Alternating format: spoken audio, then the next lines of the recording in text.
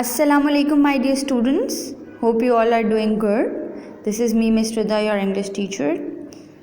So today we are going to read Unit 9, that is Vision Without Sight. Before we start reading, let's recite dua first.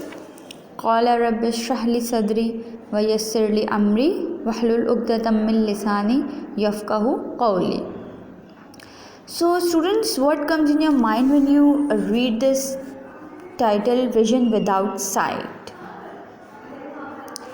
Vision without site में इस तरह से हम इसको कह सकते हैं कि देखे बगैर हम अपने मकसद को कैसे हासिल कर सकते हैं. Vision is basically the ability to think about the future और plan about the future with imagination, right? So let's see what's there in this chapter. Today was December 3. It was International Day of Persons with Disabilities. Sadia was really very excited. A very talented and motivational person was invited to her school, her role model, the first ever blind jurist in the history of Pakistan, Justice Yusuf Salim. The main hall was full of students who wanted to meet the young justice. The honorable guest arrived on time and he was given a warm welcome by students. Soon the interview started. Then the whole chapter is based on the dialogues between Miss Farah and Yusuf Salim. So इसमें क्या है, बता रहे हैं कि 3 दिसंबर थी और ये इंटरनेशनल डे था पर्सन जो कि डिसेबल होते हैं. तो सादिया जो थी वो इसके लिए बहुत ज़्यादा एक्साइटेड थी क्योंकि एक बहुत ही टैलेंटेड और मोटिवेशनल पर्सन जो था वो इनवाइटेड था उनके स्कूल में और वो सादिया का रोल मॉडल भी था, जो कि पहला ब्लाइंड जूरिस्ट था पाकिस्तान की हिस्ट्री का. जिस नाम क्या था उनका, जस्टिस यूसुफ सलीम. जो मेन हॉल था वो पूरा स्टूडेंट से भरा हुआ था और सब जो थे वो बहुत ज़्यादा एक्साइटेड थे और मिलना चाहते थे यंग उस जस्टिस से.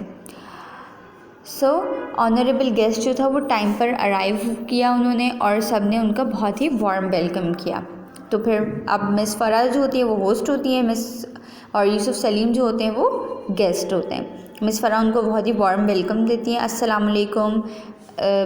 स्टूडेंट्स को बताती हैं पहले कि देखें आज हमारे साथ ये आने वाले हैं जो बहुत ही ज़्यादा जिन्होंने हर्डल्स देखें अपनी रास्ते में, क्योंकि एक ब्लाइंड इंसान के लिए ऑब्वियसली बहुत मुश्किल होता है हर चीज़ को लेकर चलना. तो वो बताती हैं कि अस्सलाम वालेकुम students, today we are going to meet a personality who doesn't need any introduction. He not only fulfilled his dreams and passion but also cleared every hurdle that came in his way. We all know very well that somebody with a physical impairment would face many difficulties and have to strive hard for success in life. Mr. Justice Salim did the same. अब देखें, हमें ये पता है, miss Farah ने बताया कि हम सब जानते हैं कि कोई भी सक्सेस के लिए हमें उसके लिए बहुत मेहनत करनी पड़ती है, हमारे बहुत हर्डल्स आते हैं. एक एबल जो इंसान सब कर सकता है उसकी लाइफ में इतने मसले हैं, तो फिर जो इंसान डिसेबल है तो उसमें तो आएंगे ही आएंगे. तो इस तरह से फिर वो अपना उनका इंट्रोडक्शन करवाती हैं, फिर उसके बाद वो उन्हें वेलकम करती हैं मिस्टर यूसुफ को. उसके बाद वो कहती हैं कि हम बहुत खुश हैं कि आप हमारे पास यहाँ आए. तो यूसुफ सलीम कहते हैं कि थैंक यू सो मच, आपने मुझे इनवाइट किया. तो मिस फराह पूछती हैं उनसे कि आप मुझे ना अपने चाइल्डहुड और अपनी फैमिली के बारे में बताएं.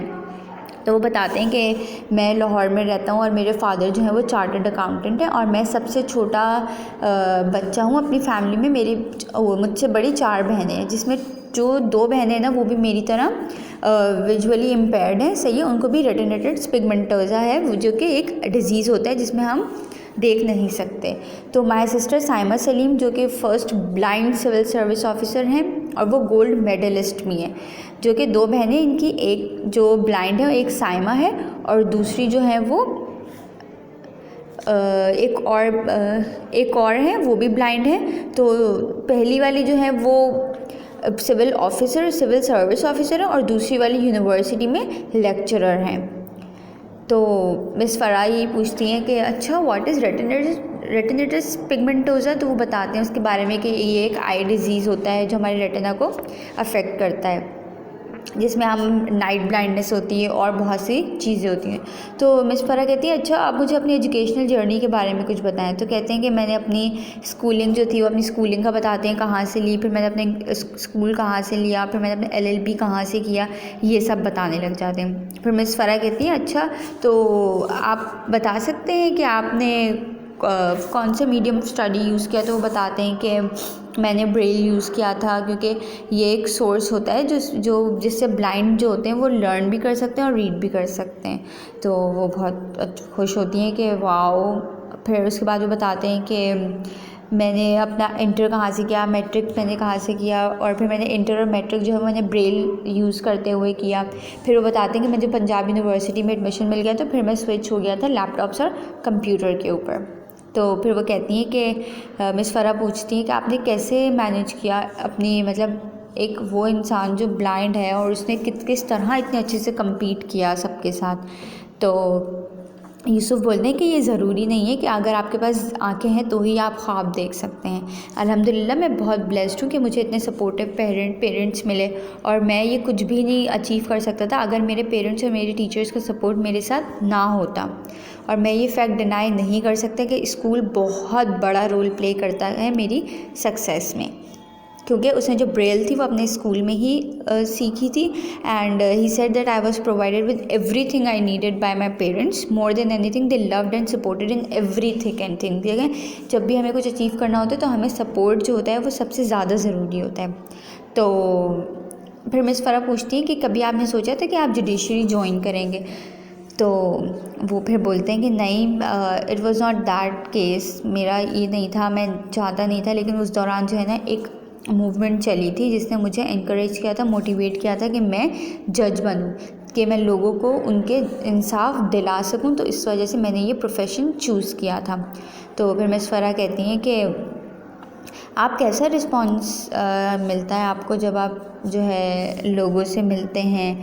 तो वो बताते हैं कि कभी कभी तो मैं बहुत कॉन्फिडेंस लूज़ कर लेता था, लेकिन क्या हुआ, मैंने कभी भी अपना जो है मोटिवेशन लेवल या अपना होप को लूज़ नहीं किया। मैंने हमेशा ये सोचा कि मैं कर सकता हूँ और मैं कर लूँगा। तो फिर मिस फ़रा बोलती हैं कि अच्छा आप अपना जर्नी डिस्क्राइब करें कि आप एक सिविल जज कैसे बन गए इतनी जल्दी, क्योंकि he was just 25 and he become a civil जज। तो वो कहते हैं, फिर वो बोलते हैं कि trust me it was not an easy task. ये बिल्कुल भी ईजी टास्क नहीं था, बहुत हर्डल्स आई ऑफ कोर्स, मगर जब आप डिटर्मिन्ड होते हो किसी चीज़ के लिए, बहुत मोटिवेटेड होते हो, तो आपके रास्ते में आने वाली सारी डिफ़िकल्टीज़ को आप ओवरकम करते जाते हो। तो वो बताते हैं कि जब मैंने कम्पीट किया था तो 6500 कैंडिडेट्स थे, जिसमें से मैं 21 लोग सेलेक्ट हुए थे, जिनमें मैं भी था, लेकिन मैं रिजेक्ट कर दिया गया था क्योंकि मैं ब्लाइंड था। उसके बाद फिर उन्होंने कोई जाहिर सी बात है कुछ बोला होगा, रिपोर्ट दी होगी, कोई नोटिस होगा, कुछ ना कुछ। तो उनके बाद वो कहते हैं कि जब मुझे वापस से रिकन्सिडर किया गया, जब जो है chief justice of Pakistan Saqib Nisar ने नोटिस लिया था, तब मुझे दोबारा से रिकन्सिडर किया और मुझे हाई कोर्ट में ये पोजीशन मिल गई अल्लाह के रहम करम से 26 जून 2018 को। फिर मिस फ़रा बोलती है कि क्या आप अपने आप को एक नॉर्मल इंसान की तरह समझते हैं। तो यूसुफ सलीम कहते हैं कि यस, मैं अपने आप को बिल्कुल एक नॉर्मल इंसान की तरह समझता हूँ। देखें मैं हर ऑर्गेनाइजेशन को हर वो बेनिफिट दे सकता हूँ जो कि एक नॉर्मल इंसान दे सकते हैं। हाँ, मैं इस बात को डिनाई नहीं कर सकता कि मुझे कुछ थोड़ी स्पेशल नीड्स की ज़रूरत है। तो फिर मिस फ़रा पूछती हैं, अच्छा so what is your message, what is the message you want to give to the people. तो फिर वो कहते हैं कि हमें अल्लाह ने अशरफुल मखलूक़ात बनाकर भेजा, तमाम उनकी तख्लीक में सबसे बेस्ट जो हमें बनाकर दिया वो है अशरफुल मखलूक़ात। तो हम अशरफुल मखलूक़ात में से हैं, तो हमें जो है हमेशा we should use all blessings of Allah in the best way possible. If we are dedicated, determined and focused, we can achieve anything we dream of. Jazakallah khair students. Now you have to do exercise D and B in your notebook.